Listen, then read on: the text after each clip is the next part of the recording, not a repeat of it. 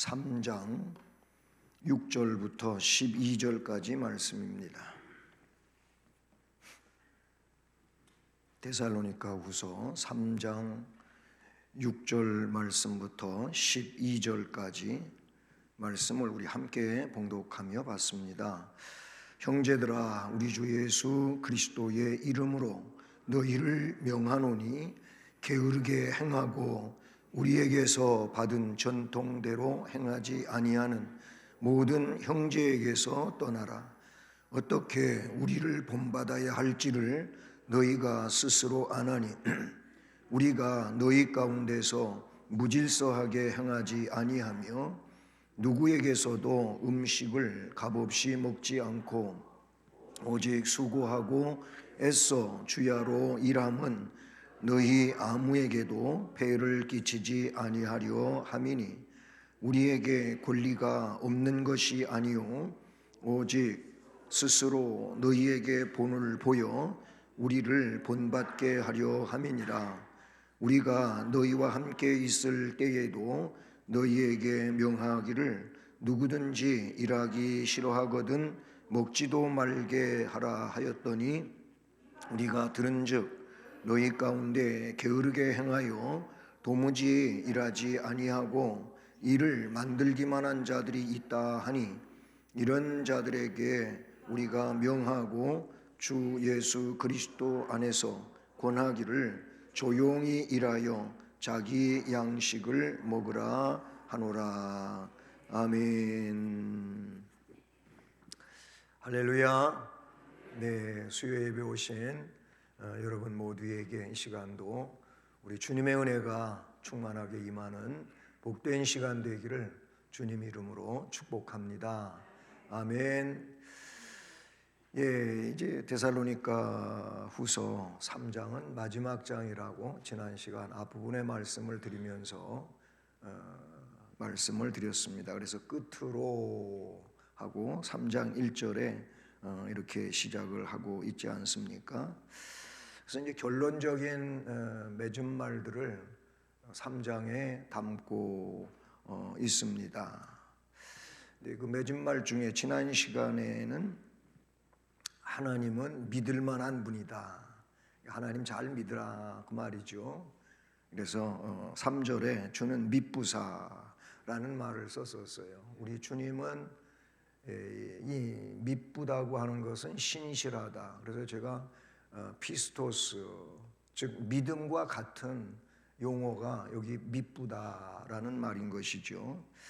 이제 그 하나님을 우리가 잘 섬겨야 돼요. 아멘. 네, 하나님을 잘 섬겨야 되는데 하나님을 잘 섬기게 하기 위해서 오늘 말씀은 바울 사도가 본을 보였다고 하는 겁니다. 예, 그래서 오늘 제목을 말씀에 나오는 대로 본을 보여 본받게 하라, 이런 말씀을 제목을 정했어요.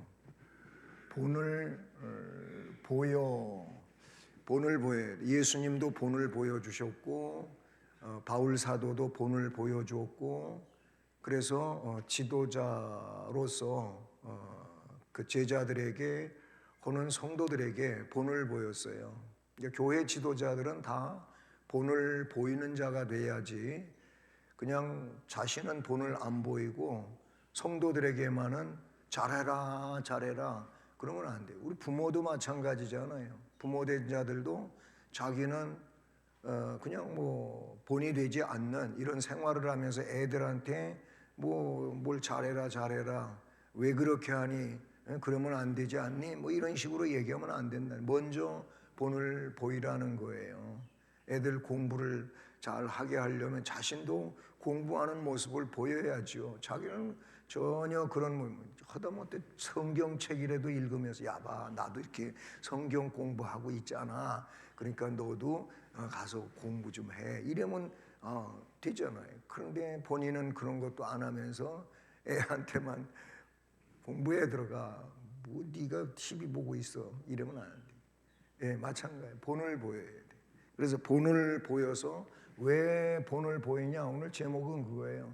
본받게 하기 위해서 본을 보이는 거예요. 예, 본받게 하라. 본을 보이는 이유는 본받게 하려고 본을 보이는 거예요. 예수님이 요한복음 13장에서 세족식을 하시잖아요. 이 사순절에는 이 세족식의 삶을 살아야 돼요. 그러니까 뭐야? 남을 섬기는 삶을 살아야 되는 거예요. 근데 주님이 제자들의 발을 대야에 물을 떠다 놓고 허리에 수건을 두르고 제자들의 발을 쭉 씻기시는데 이제 베드로 차례가 됐었잖아요, 그렇죠? 베드로는 아유 어떻게 선생님이 제 발 씻기냐고 안 된다고 그러니까 그래 그러면 너하고 나하고 내가 네 발 안 씻기면 너하고 나는 상관이 없어 그러니까 그러면 나 목욕 좀 시켜주시죠. 몸을 목욕한 자는 발만 씻으면 되는 거야. 베드로는 항상 주님한테 꾸지람만 받는 거예요. 앞서가면 안 돼요. 주님이 그냥 하시는 대로 감사합니다. 그러면 되는 거지. 본을 보여주셨어요. 그 말씀에서도 너희들이 이렇게 하는 것이 옳은 일이다. 그 옳은 일을 하게 하려고 내가 이렇게 발 씻기는 본을 보였지 않느냐. 그래 너희들도 그렇게 살라고 본받게 하려고 본을 보인다는 거예요.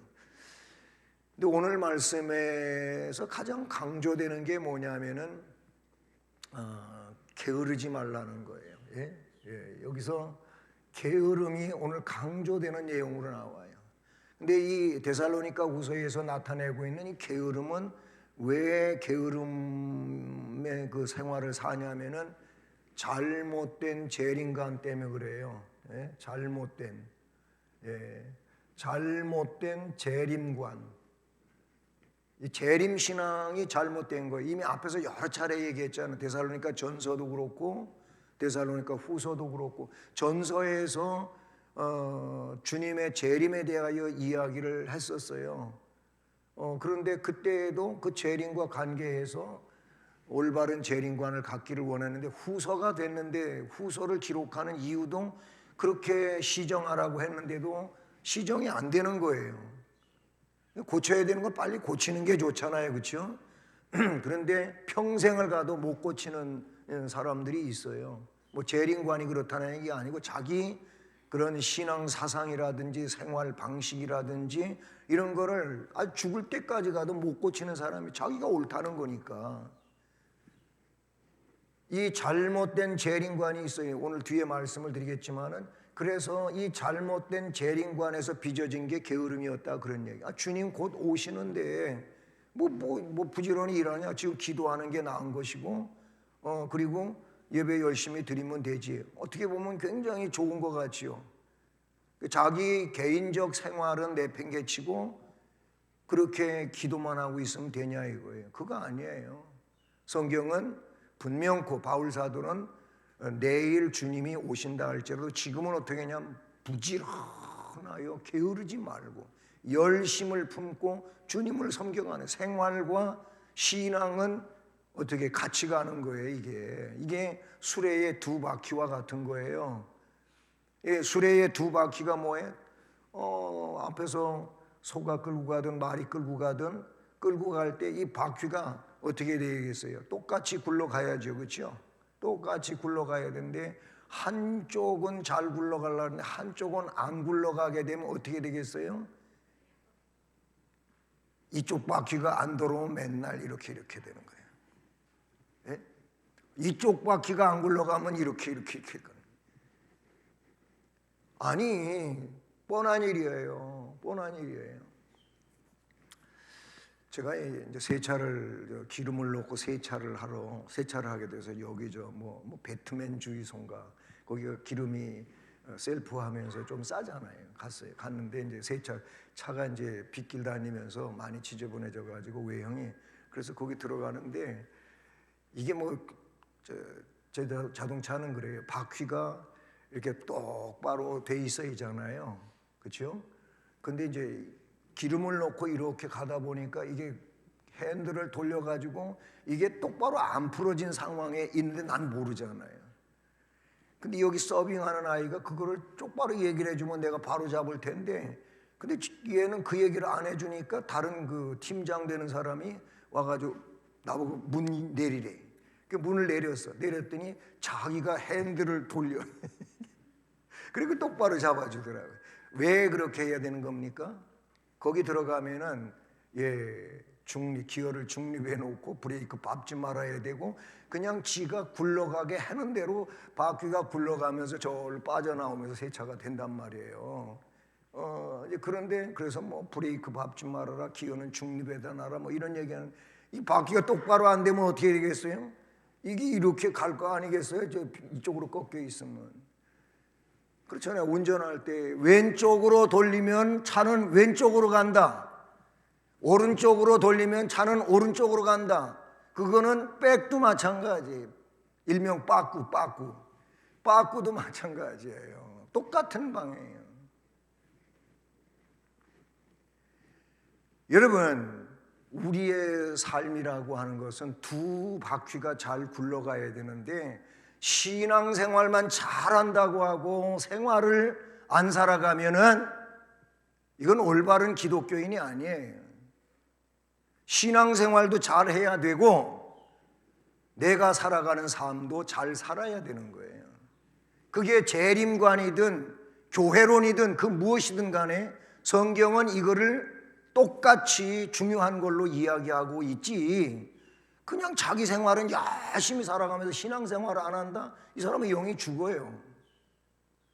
신앙생활은 잘하는 것 같은데 자기 생활을 잘 안 살아간다?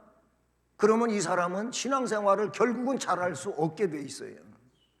지금은 잘할 수 있는 것 같지만, 아니 뭘 먹고 살 게 있어야지, 뒷받침이 돼야지. 어떻게 남한테 괜히 손가락질이나 당하고 그런 상황이 된단 말이에요. 오늘 강조되는 얘기는 재림 사상이라고 하는 거예요. 그래서 첫 번째 오늘 말씀에서 지적되는 게 게으른 자들을 지적하고 있어요. 게으른 자들. 게으른 자들에 대해서 얘기하는데, 게으른 자들이 있으면 교회에 어떤 문제가 등장하냐면은 교회를 오늘 말씀에는 무질서하게 만든다고 했어요. 교회. 이 교회를 무질서하게 만든다.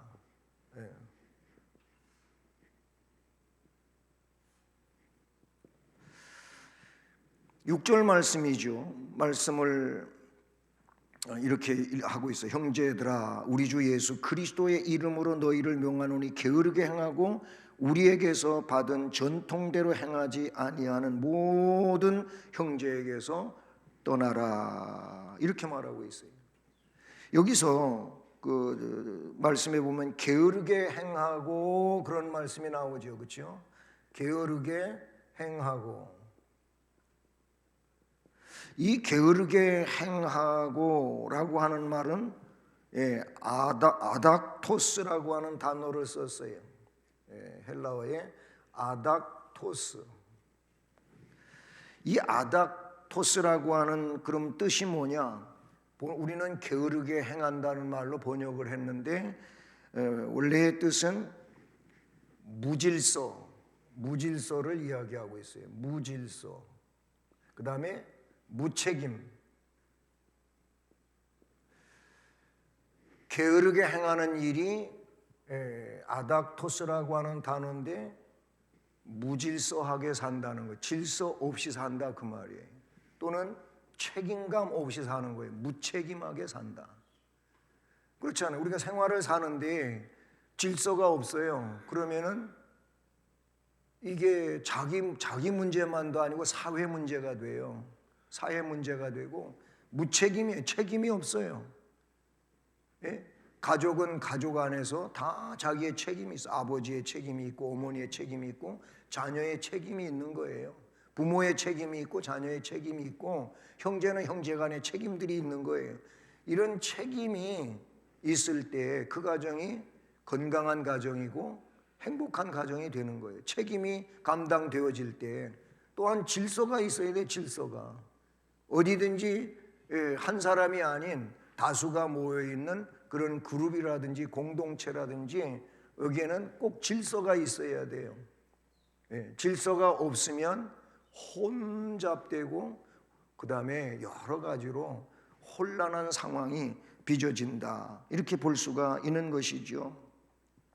그래서 바울 사도는 11절 말씀에서도, 여기가 6절 말씀인데 6절 말씀에만 있는 게 아니고 11절 말씀에도 보게 되면 너희 가운데 게으르게 행하여 도무지 일하지 아니하고 일을 만들기만 하는 자들이 있다.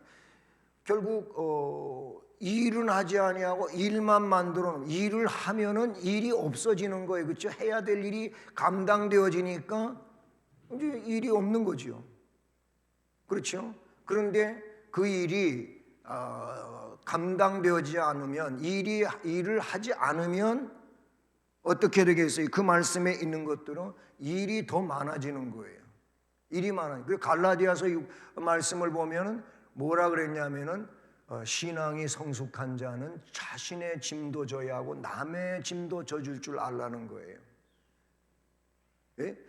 자기 짐은 자기가 질 줄 알아야 되는 거지요. 그리고 연약한 자가 있으면 그 사람의 짐까지도 져줄 수 있어야 되는 거예요. 군대에서는 이제 행군도 있고 그 다음에 구보라고 하는 것도 있어요. 예를 들어서 4km, 완전 군장하고 뭐 4km를 달려온다든지 이런 것들이 있잖아요. 근데 이제 그런 것들 하다 보면 뭐 분대 단위로든 소대 단위로든 이게 이제 행군이 되거나 구보가 되면 그 분대 안에라든지 소대 안에 연약한 병사들도 있어요. 연약한 그런 장병들도 있는데 그러면은 항상 어떻게 되냐면은 얼만큼까지 갈 때는 같이 가요. 같이 가. 이게 소대 단위로 분대 단위로 할 때에는 혼자 빨리 온다고 이게 1등이 아니에요. 다 같이 들어와야 되는 거예요. 그게 그렇게 단위로 한단 말이에요. 근데 거기 이제 낙오자가 생기잖아요. 낙오자가, 연약한 사람이 낙오될 수 있잖아요. 완전 군장 그거를 그냥 맨몸으로 뛰기도 힘든데 그거를 전부 짊어지고 뛰는데 이게 또 등에서 쫙 달라붙어 갖고 있으면 얼마나 좋아요. 달려가면 이게 털렁털렁 하면 더 힘들게 만든단 말이에요. 이게 여러분 가방 지고 뛰어봤잖아요. 그거 힘들잖아요. 어쨌든 그러면 분대장은 조금 더 건강한 아이한테 이 약한 아이의 짐을 네가 지고 좀 뛰어줘라. 그 약한 자의 짐까지 지고 뛰어요. 그래서 1등 했잖아요. 그래서 1등 했다고. 남의 짐도 져줄 줄 알아야 되고 그래요. 그런데 이 무질서와 무책임이라고 하는 건 저 11절에서 말씀해 보면은 일하지 않는 자들은 질서 없이 살아요. 책임감 없이 살아요. 그렇게 살다가 보니까 일이 더 커지는 거예요. 왜 여기서 일이 더 커진다고 하는 거는 다른 사람이 그 몫을 감당을 해야 되는 거잖아요. 아니 우리 기관에서 교회 청소하는데도 목사님이 힘들다고, 권사님이 많이 있는 회인데도 힘들다고 해요. 권사님이 많이 있지만은 많은 권사님들이 그 일을 안 해주니까 그러면 안 되잖아요. 그렇게 되면 안 되잖아요. 질서를 지켜야 되고 책임감을 감당을 해야 되는 거예요. 네? 그러면 얼마나 좋겠어요. 한 사람보다는 두 사람이 나을 것이고 두 사람보다는 네 사람이 나을 것이고 네 사람보다는 8사람이 나은 거 아니에요? 그 백지장도 맞들면 낫다고 하는 얘기 그런 거예요. 그렇게 해서 성도의 교제가 이루어지고 힘이 합쳐지고 그래서 함께하니까 즐겁고 행복하고.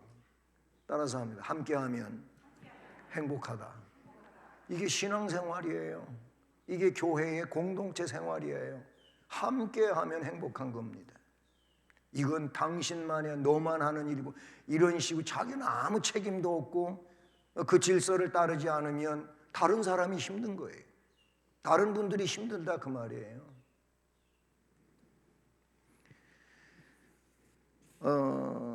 그것만이 아니죠. 바울 사도는 그래가지고 이런 것들을 알고 있기 때문에 바울 사도는 그들은 안팎으로 열심히 살았다고 하는 얘기를 우리가 알 수가 있는 것이죠. 교회에서도 마찬가지예요. 교회에서도 할 일이 있고 세상 속에서도 성도는 할 일이 있어요. 양자 중 어느 하나라도 소홀히 하면 결코 주님께로부터 칭찬을 받을 수가 없는 것이죠. 예. 세상에서 발생하는 범죄의 많은 부분들 중에 그 게으르게 살면서 그냥 부자 되기를 원하는 사람들이 문제를 꼭 만들어요. 여기에서 이상한 절도 행각도 빚어지고, 그리고 이상한 사기성도 나오고 그러는 거예요. 자기는 일하지 않고 그냥 어떻게 쉽게 좀 부자가 되고 싶어갖고 생각하다 보면 이상한 망상을 갖게 되고, 그 망상을 현실로 만들려고 하다가 결국 문제가 되는 것이죠. 여러분, 사계명을 보시면 사계명이 뭐예요? 십계명 가운데 사계명이 뭐예요? 안식일을 기억하여 거룩히 지키라가 이게 핵심이죠. 그렇죠? 그런데 사계명의 내용을 여러분 쭉 보면 다른 계명보다 조금 긴 내용으로 나오죠. 그렇죠? 그 내용으로 나오는데 거기 출애굽기 20장 8절부터 11절까지 사계명을 이야기를 해요. 그런데 이렇게 말하고 있어요. 엿새 동안 힘써 일하고, 이게 꼭 있어요. 그러니까 안식일을 거룩하게 지킬 수 있는 자격자가 누구냐면 6일 동안 힘써 일한 사람이에요. 십계명에, 그 사계명에 나와 있는 내용이에요. 그러니까 그 거룩한 날, 하나님의 날, 정말 영혼이 하나님 앞에 복을 받는 날, 이 날을 위해서 6일 동안 열심히 일하라고 계명에 언급하고 있는 것을 우리가 볼 수 있다는 사실이죠. 또 한 가지는 게으른 자들이 있는데 교회에 무질서하게 만들어요. 그 다음에 앞에 말씀에도 말씀을 읽으면서 나왔지만은 일만 만들어요. 일만 만든다. 11절 12절을 보면 우리가 들으니 너희 가운데 게으르게 행하여 도무지 일하지 아니하고 일을 만들기만 한 자들이 있다 하니, 이런 자들에게 우리가 명하고 주 예수 그리스도 안에서 권하기를 조용히 일하여 자기 양식을 먹어라. 일해라. 다른 소리 말고 그냥 너가 해야 할 일을 일해라. 그리고 네가 일하는 것 가지고 스스로 양식을 벌어야 된다. 양식을 먹으라. 이런 말씀을 하고 있다는 사실이죠. 워즈워드라고 하는 분은 이 말씀을 해석을 하면서 이렇게 간단히 얘기를 했어요. 자기 일에 분주하지 않는 자는 남의 일에 분주하다. 실제로는 뭐예요? 내가 살아갈 나의 일에 분주해야지요. 그렇죠? 그렇죠. 그럼 나의 일에 분주하게 살다 보면은 남의 일을 간섭할 시간이 별로 없어요. 근데 내 일을 분주하게 살지를 않는 사람은 이상하게 남의 일에 분주해. 뭐 남의 일 가지고 괜히 콩 나와라 팥 나와라 하고 뭐 이러니 저러니 하고 꼭 그런다니까. 이 에즈워드라고 하는 분은 그래서 이 말씀을 해석하면서 그 11절 12절 말씀의 일들을 하면서 일하지 않고 일을 만들고, 그러니까 이런 자들한테 바울은 명령하기를 주 예수 그리스도 안에서 권하는데 조용히 일해서 네 양식을 먹어라. 이렇게 말씀하고 있는 것이죠. 자, 이렇게 게으른 자들에 대하여 이야기하고 있고, 그 다음에 두 번째 내용은 어떤 내용이냐면은 말씀대로 살지 않는 자들을, 이런 사람들에게서 떠나라는 거예요. 중요한 거는 그거예요.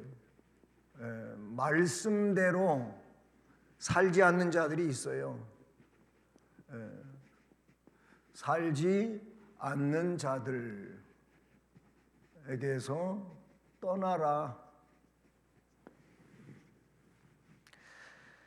6절 말씀을 게으르게 행하고 우리에게서 받은 전통대로 행하지 아니하는 모든 자들에게서 떠나라. 6절 그렇게 말씀하고 있어요. 여기서 우리에게서 받은, 게으르게 살면서 바울 사도와 선교 일행이 하나님의 말씀을 전해주는데, 그 전해준 전통대로 행하지 아니하는 모든 자들이 있다면 그런 사람들하고 함께하면 안 된다. 그런 사람들하고 거리를 두어라. 이 말씀이라고 볼 수가 있어요.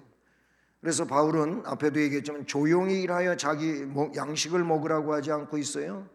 자, 이 말씀은 남의 도움을 구하지 말고 자기 손으로 벌어야 되고 일해야 되고 독립적 생활을 살아갈 수가 있어야 된다. 그래, 내 생활을 내가 책임을 질 수 있어야 하고, 그런 사람이 남을 위해서도 뭔가를 할 수 있는 거지. 그렇지 않습니까? 지금 그거를 말씀하고 있어요. 이 노동이라고 하는 것은 이미 창세기에 아담과 하와가 에덴 동산을 쫓겨날 때 해야 할 일들로 말씀하셨잖아요. 그래서 밭을 경작을 해야 되고 땀을 흘려야 되고 그렇게 일생 동안 그런 수고의 삶을 살아야 될 것을 말씀하고 있다는 사실이죠. 노동의 기회가 주어졌음에도 이 기회를 회피하고 일하지 않고 게으름을 부린다면 이것은 하나님이 원하시지 않는 이런 일들이라고 볼 수가 있어요. 예. 그래서 그런 자가 있다면 그들에게서 떠나라. 왜냐하면 함께 그렇게 되어서는 안 된다라고 말씀하고 있는 것이죠. 마태복음 18장 15절부터 17절, 여기 말씀은 조금 뉘앙스는 다른 거지만 이런 얘기가 나와요. 내 형제가 죄를 범하면 내가 혼자 조용히 가서 권면해 봐라. 그가 뭐 잘못하고 있다면 그냥 소문내고 괜히 이 사람 저 사람한테 말하지 말고 그 사람하고 직통으로 1대1로 만나가지고 그를 어떻게 하라고 권면해 보라는 거예요. 만약에 네 말을 듣지 않고 그런다면은 증인을 데리고 가가지고 같이 해보라는 거예요. 그래도 안 되면 세 번째로 교회에 말하라. 이런 얘기가 말씀에 나오고 있어요. 교회의 말도 듣지를 않는 사람이라면 이 사람은 어떻게 해라? 이방인이나 세리같이 취급을 해라.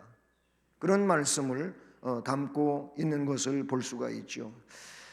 여러분, 말씀대로 살지 않는 자는, 여기서 말씀은 뭘 이야기하냐면은 명령을 이야기하는 거예요. 명령. 우리의 명령은 하나님으로부터 오고 주님으로부터 오는 거죠. 성령님으로부터 오는 거예요. 예, 명령, 성부, 성자, 성령 삼위 하나님으로부터 우리에게 명령이 주어지죠. 이 명령은 뭐예요? 성경에 보니까 명령은 들어야 될 명령이고 들었다면은 따라야 될 명령이에요. 다시 말하면 하나님으로부터 명령되어지는 것들은 청종하라고 돼 있어요. 청은 귀로 듣는다는 거예요. 여기서 종은 따를 종자예요. 귀로 들었다면 따라가라 그 말이에요. 즉 전해진 말씀을 어떻게 하라고요? 지키라는 거예요. 그대로 살아가라고 말하고 있는 거예요. 그런데 이렇게 하나님으로부터 명령되어진 걸 듣고 따르지 않는, 그렇게 살지 않는 자가 있으면 그런 자들에게서는 떠나라고 그렇게 말씀하잖아요. 예, 그런 사람들을 떠나라. 예.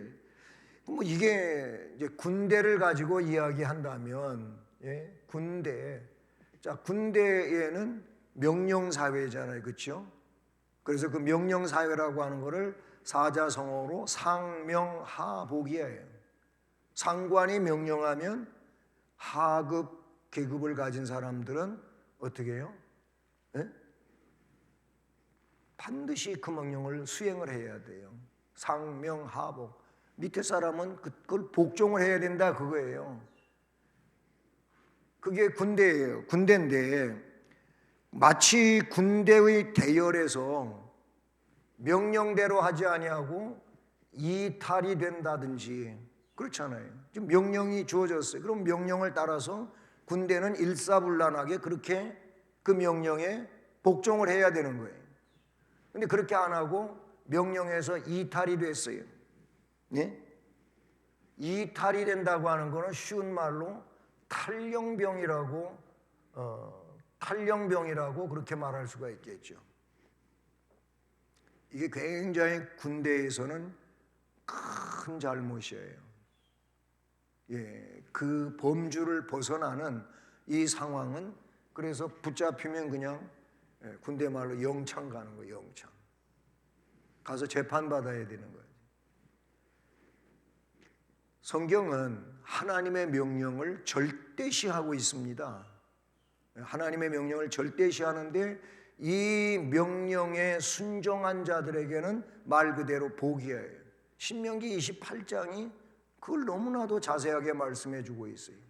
근데 그 명령에 불순종하는 자들에게는 하나님께서 저주를 내리신다고 돼 있어요. 이게 성경이에요. 신약으로 복음으로 이야기한다면 예수를 구주로 믿는 자가 뭐냐면 이게 하나님의 뜻에 대한 순종이에요. 물론 그 믿는 삶이라고 하는 것은 단순하지는 않아요. 환난을 이겨내야 되고 복음 진리를 따라가야 되고 말씀에 따라서 충성하고 순종해야 되고 이런 모든 것들이 다 믿음 안에 포함이 되어져 있지요. 그게 뭐예요? 그 믿음이 구원을 받은 복이에요. 근데 그걸 그렇게 믿지를 않아요.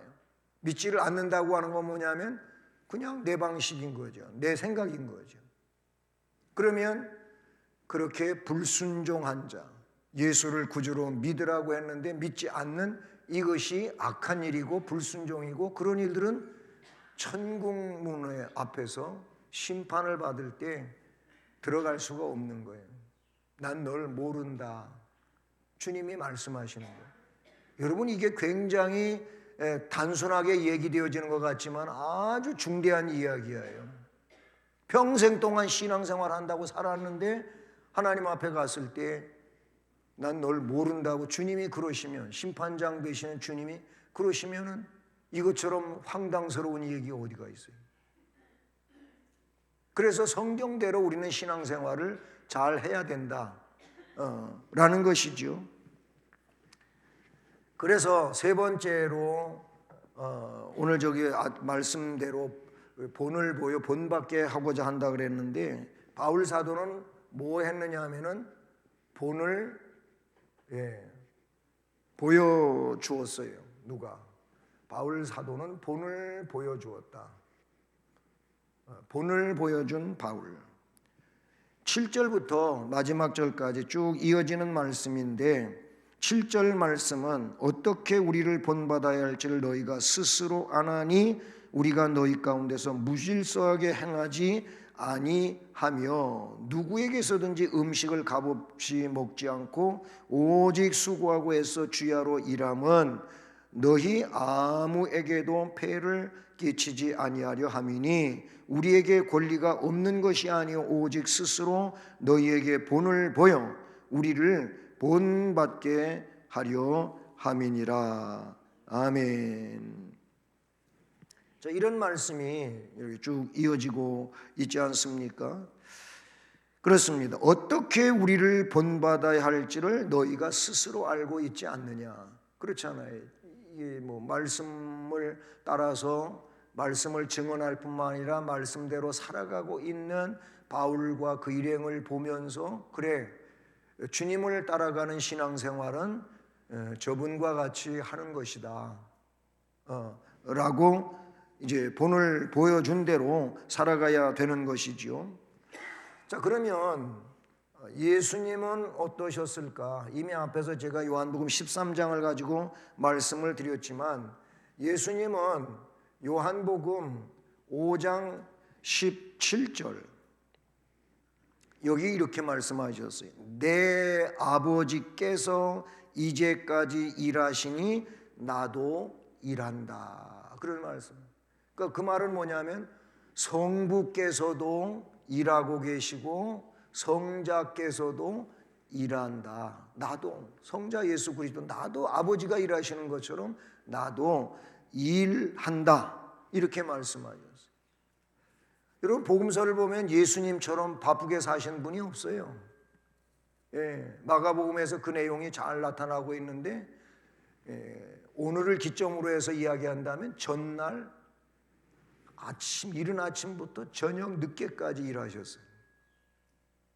그런데 그 다음날 오늘 아직 동이 터오기 전에 옛날 성경은 새벽 미명에 아니면 날이 밝아오기 전 우리 지금 이렇게 개정판에 되어 있는데 그때 벌써 주님은 일어나셔가지고 기도하러 가셨어요. 새벽 기도하셨다 그 말이에요. 새벽 기도하러 가셨어요.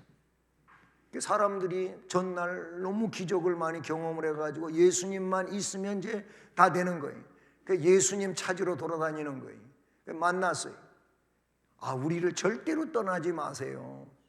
떠나지 마시라고 하는 그 말 안에는 예수님만 있으면 먹을 것도 생기고 병도 고쳐지고 다 좋은 거예요. 그랬더니 예수님은 그래 내가 너희들하고 함께 어디 안 가고 있을게 이러지 아니하시고 뭐라 그랬냐면은 나는 온 갈릴리 지방을 다니며 전도하라고 왔으니 이제 전도하러 가자. 그리고 가셨어요. 그리고 하루 온종일 또 그렇게 사신. 이게 매일 그랬다 그 말이에요. 주님은 매일 그렇게 사셨어요. 예수님은 매일 하나님 나라를 위하여 복음을 전하고 어려운 자들을 만나고 고쳐주고 그러면서 매일을 사셔요. 바울이 그 예수님을 만났어요.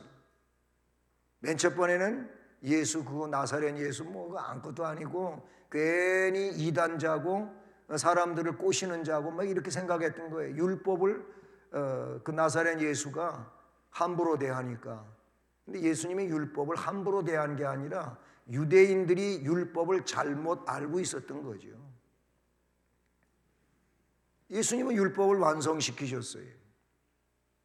그렇잖아요. 율법을 얼마나 잘 아시는 분인데 예수님이. 율법의 요구가 뭐예요? 하나님을 제일로 사랑하라는 거예요. 둘째는 내 이웃을 내 자신처럼 사랑하라는 거예요.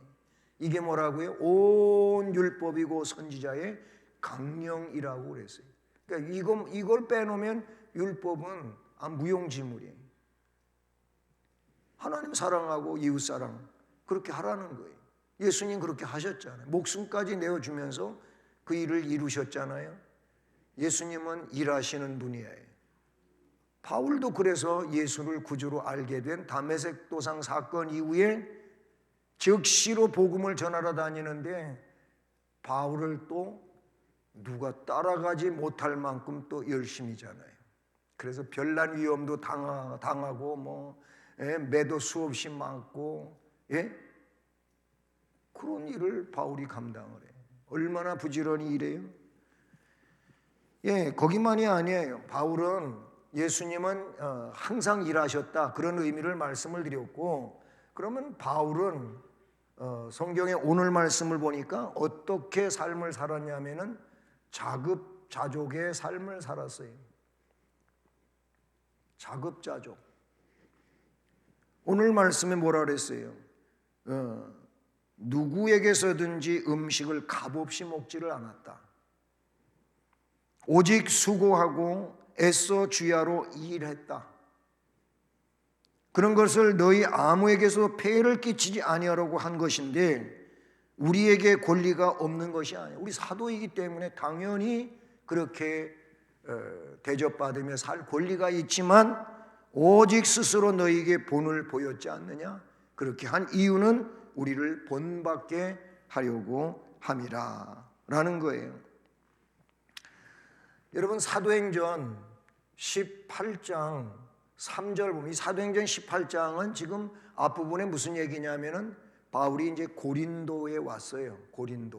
고린도에 왔는데 이때 고린도에서 아주 귀중한 신앙인들을 만나요. 누구를 만납니까? 거기에 브리스길라, 브리스길라와 아굴라를 만나요. 이 사람은 둘은 부부예요, 부부. 남편이고 아내고 그래요. 근데 이 사람들이 로마에 살았었어요. 이탈리아에 살았었는데 이탈리아 황제가, 로마 황제가 유대인, 기독교인, 이 사람들은 다 추방령을 내려버렸어요. 로마에서 다 떠나라.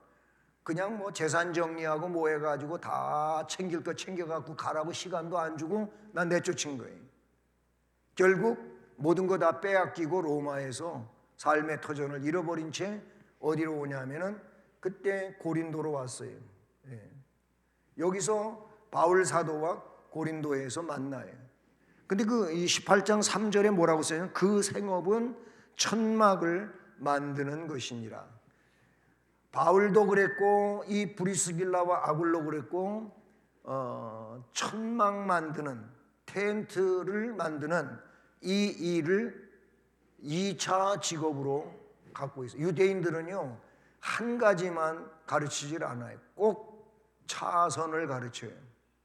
왜냐하면 그 한 가지를 가지고 살다가 뭔가 인생에 문제가 있을 때 생활을 지탱해 갈 수 있는 두 번째 일을 꼭 할 줄 알아야 된다. 그래서 바울이 배웠던 게 천막 만드는 거였나 봐요. 이 사람들도 그랬어요. 그래 둘이 동업을 해요. 동업을 하면서 복음을 전해요. 이 브리스길라와 아굴라는 참 훌륭한 분들이에요. 바울 사도를 열심히 조력을 해주고, 얼마만큼 귀중한 사람들이냐면은 바울 사도가 위험에 처해 있을 때 자신들의 눈이라도 빼어줄 만큼 그렇게 살았다는 거예요. 그러니까 바울이 얼마나 위로가 되고 든든했겠어요. 목회자에게는 이런 사람들이 참 중요하지요. 어쨌든 자급자족했다 그 말을 하고 있어요. 근데 사도행전 18장만 그런 게 아니고 사도행전 20장 33절부터 35절 말씀에 오늘 말씀하고 비슷한 말씀이 나와요. 사도행전 20장 33절로 35절 제가 읽어드릴게요. 이런 말씀이 나와요. 내가 아무의 은이나 금이나 의복을 탐하지 아니하였고 여러분이 아는 바와 같이 이 손으로, 바울 자신의 손으로 나와 내 동행들이 쓰는 것을 충당하여 범사에 여러분에게 모본을 보내준 바와 같이 수고하여 약한 사람들을 돕고 또 주 예수께서 친히 말씀하신 바 주는 것이 받는 것보다 복 있다 하심을 기억하여야 할지니라. 자기가 일하면서 약한 자들을 도왔다는 거예요. 주는 것이 받는 것보다 복이 있다고 성경에 기록된 것처럼 그런 삶에 대하여 이야기하고 있는 것을 볼 수가 있다는 사실이죠. 왜 그랬느냐? 바울 사도는 폐를 끼치지 아니하려고 그랬다는 얘기를 말씀에 담고 있는 거예요.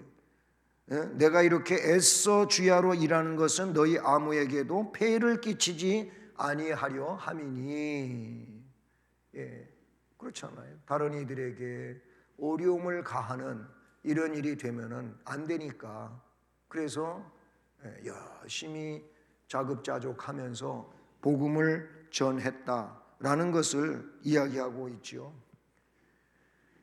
여러분, 진실한 목회자들은 하나님에 대한 소명을 분명히 하고 또 하나님이 주신 사명을 귀하게 여기기 때문에 사명에 죽고 사는 자들이 목회자들이라고 보시면, 누구? 진실한 목회자들은 사명에 죽고 사는 겁니다. 뭐 저가 그렇다는 얘기보다도 모든 목회자, 진실한 목회자들은 다 그래요. 지난 월요일 날도 제가 목회자 세미나에 가서 많은 도전도 받고 그리고 왔는데요. 새벽 예배 마치고 길 밀릴까봐 김포까지 갔다 오는데 새벽 마치고 갔어요. 예, 가가지고 아침을 거기서 먹고, 그리고 이제 9시 30분서부터 세미나 돼가지고 오후 5시 10분까지 세미나 마쳐가지고 이러고 왔어요. 예, 그런데 거기서도 한결같이 그 강사 목사님 하는 얘기가 정말 목회자라고 하는 거는 두 가지, 극과 극이다. 예, 제일로 편하게 살 수 있는 사람이 목사일 것이고, 반대로 제일로 힘들게 사는 사람이 목사일 거다. 일을 안 하려고 하면 목사처럼 편한 사람이 없다는 거예요. 근데 주의 일을 사명에 붙들려서 하려고 한다면 목사처럼 피곤하고 바쁘고 또 마음에 짐을 지고 있는 사람 없을 거다, 이런 말을 하셨어요. 근데 저는 그 말에 동의해요. 그렇잖아요. 뭐 새벽 4시 되면 일어나야지, 그러면서 하루를 살아가기 시작하는 거예요. 영혼들을 위해서 기도하고 또 그들의 어려움을 생각해보고 하나님 앞에 합력하여 선을 이룰 수 있는 길로 이끌어달라고 하고, 그리고 예배를 위해서 말씀을 준비하는데 그냥 뭐 뚝딱 어떻게 되는 것도 아니잖아요. 그렇게 하면서 이 말씀이 성도들에게 전파되어서 생명력을 불러일으킬 수 있도록 또 그 말씀을 가지고 얼마나 기도를 합니까? 그렇지 않아요. 그냥 난 강연하듯이 전하고 끝나는 게 아니고, 이게 이제 2차적인 문제가 있어야지, 설교는 2차적인 문제가 있어야지, 2차적인 문제가 없으면 아무 의미가 없어요. 그냥 일반 강연이나 똑같은 거잖아요. 그렇게 하루를 사는 거잖아요. 뭐 그것만 아니잖아요. 목사는 여기 말씀에 있는 것처럼, 바울이 본을 보여준 것처럼 목회자는 본을 보여야지요. 본보기가 안 되면 목회는 실패예요. 목회는 실패예요. 저는 그래서 목사는 정말 주님이 말한 것처럼 산 위에 있는 동네와 같은 거 아닌가. 다 보는 거 아니겠어요? 뭐 서울에서 있었던 일인데, 이제 구파발 제가 살았었잖아요. 구파발. 그 당시에 그 지축동이 종착역이었어요. 저 차량 기지가 있고, 나중에 원당 아니면 저 일산 해가지고 대화역까지 가고, 지금은 대화에서 더 멀리까지 연장이 됐죠. 근데 어쨌든 지축동이었어요. 그래가지고 지축동 지축역이 있고, 그 다음에 구파발역이 두 번째 역이에요. 근데 제가 역 전철을 이용해 가지고 이제 많이 다녔거든요. 근데 저를 어디서든지 누가 본다고 하는 얘기를 지금 하고 싶어서 그러는 거예요. 근데 전철을 탔어요. 아직 자리는 많이 있어요. 있는데 이상하게 내가 왜 거길 뛰어갔는가, 난 기억이 잘 모르는데, 나중에 무슨 이야기가 나오냐면 어떤 우리 교회 청년 아이가 목사님이 자리 잡으려고 뛰어갔다는 거예요. 목사님이 구파발에서 전철 타가지고, 지하철 타가지고, 이제 거기 이제 지축동은 지상이고 구파발에서부터 지하예요. 이 저 뭐죠? 3호선 지하로 가요. 근데 이 구파발에 탔어요. 이게 차가 전동차가 가니까 그런 현상이 빚어진 건지 나도 잘 모르겠는데, 자리가 많이 있는데 내가 뛰어가서 자리에 앉을 일도 아닌데 내가 뛰어가서 자리를 잡았다는 거예요. 근데 실제로 자리가 많이 있는데 뭐 자리 잡을 일도 아닌데, 근데 얘기는 목사님이 자리 잡으려고 뛰어갔다, 이 얘기가 나와요. 야, 그런 데서도 절대 뛰어가지 말아야 되겠구나. 그때 그런 생각을 했어요. 그 다음부터는 제가 자리에, 그때는 뭐 건강했고요. 예, 보다시피 건강하잖아요, 그렇죠? 건강했고, 그런데 자리를 앉을 마음을 안 가졌어요. 그 다음 그 말을 들은 다음부터는 그냥 서서 간다. 이제 이런 주장을 제가 가지게 됐었어요. 어디서든지 나를 보더라고요.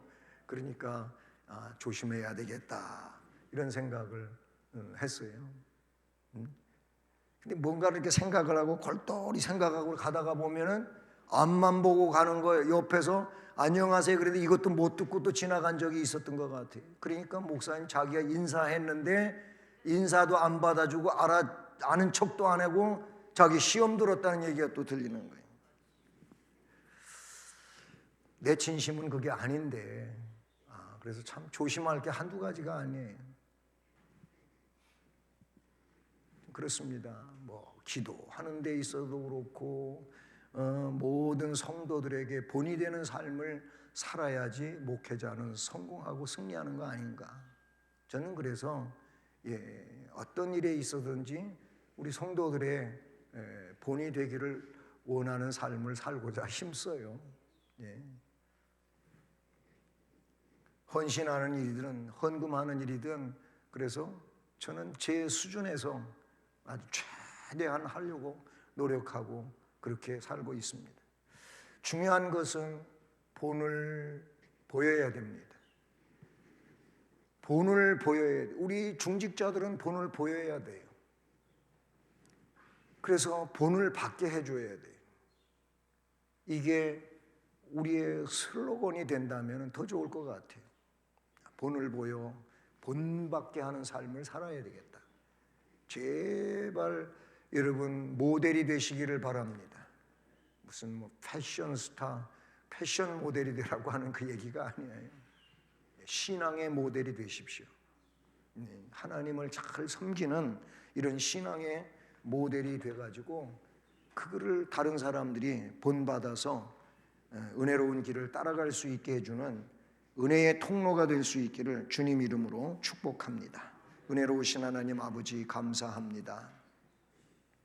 바울 사도는 데살로니가 교회에 말씀을 성령 안에서 기록하여 보내면서 이제 끝맺어 가며 미쁘신 하나님으로 하나님을 잘 섬길 것과 또한 게으르지 말아야 할 것과 본을 보이는 삶을 살라고 교훈하고 있습니다.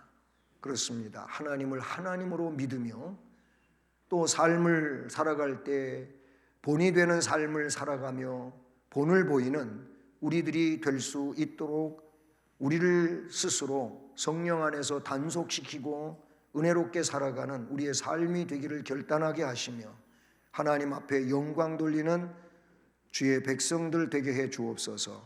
예수 그리스도의 이름으로 기도드립니다. 아멘. 네,